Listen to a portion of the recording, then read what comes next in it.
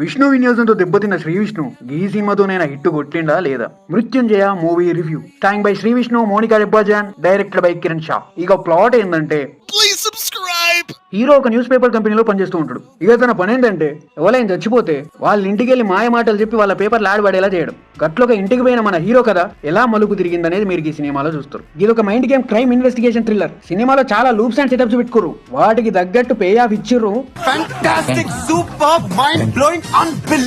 సినిమాలో హీరోకి విలన్ కి మధ్యలో వచ్చే సన్నివేశాలు ఏవైతే ఉన్నాయో, ర్యాంప్ సినిమా మొత్తం ఎంగేజింగ్ అండ్ ఇంట్రెస్టింగ్ నెరేటివ్ వేలోనే ఉంటుంది. Especially second half racy screenplay తో అలా సాగిపోద్ది. ఎక్కడ కూడా అన్నెసెసరీ సీన్స్ పెట్టకుండా, డ్రాగ్ అండ్ లాగ్ చేయకుండా చాలా నీట్ గా ప్రెజెంట్ చేశారు. ఒక ఇన్వెస్టిగేషన్ క్రైమ్ థ్రిల్లర్ లో ఉండాల్సిన అన్ని ఎలిమెంట్స్ పుష్కలంగా ఈ సినిమాలో ఉన్నాయి. సినిమాటోగ్రఫీ కూడా సినిమాకి తగ్గట్టు ఉంది. ఇక కాలభైరవ బీజిఎం ఉంది, నెక్స్ట్ లెవెల్ అంతే.